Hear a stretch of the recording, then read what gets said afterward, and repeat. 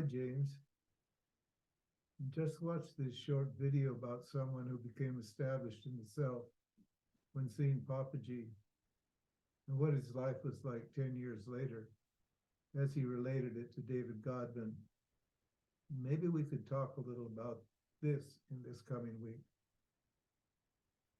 Definitely not. David, who's supposed to be an expert on Ramana, apparently didn't realize that Ramana wrote two texts that have been accepted by the Vedanta Sampradaya as having the status of Upanishad, Upadeshasaram and Sat Darshanam, both of which point out that self-inquiry removes ignorance of the already accomplished self. If the unborn self is your nature, how can you be established in it?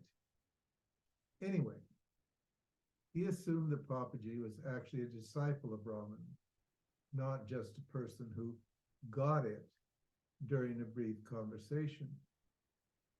David is actually the father of modern Neo-Advaita movement. He assumed that all this seeking and finding he was doing was actually sadhana. But establishing yourself in the self is impossible because you were never not the self in the first place, as I mentioned earlier.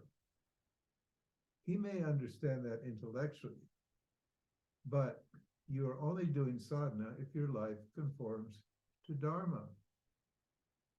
If you want me to continue to teach you, you need to quit trolling around the internet listening to the neos.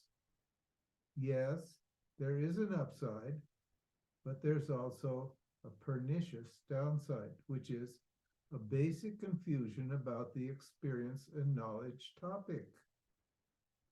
Once you've heard Vedanta properly and have understood why the traditional Vedanta Sampradaya has accepted Ramana's teaching as a modern Upanishad, then listen to all the neos you want.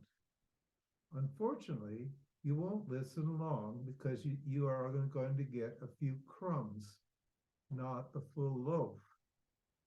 They have one small bit right, however, which is, I am that, which is also totally easy insofar as the self is actually known to everyone in the form of the I, as Ramana says. Who doesn't know they exist and that they are conscious? No one ever had to tell you that fact because it's known to everyone. David once asked me to make a cover for a book he'd written as Karma Yoga, meaning nothing. If you do Karma Yoga properly, you can reap the greatest benefit. In any case, you can equally do remunerated work as Karma Yoga.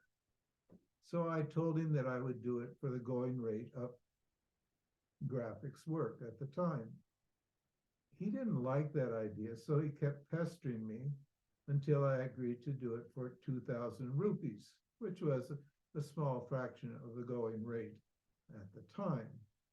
I had just finished a commission for $2,000, which would keep me afloat in India for a long time in those days.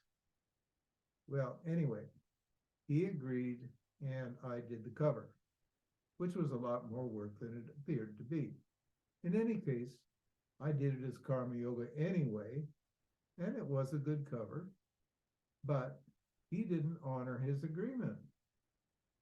6 months later, our paths crossed on the stairs of an internet shop, me going down and he coming up.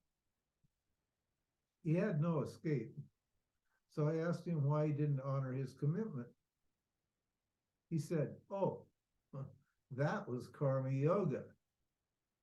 It took considerable willpower not to send him flying down the stairs.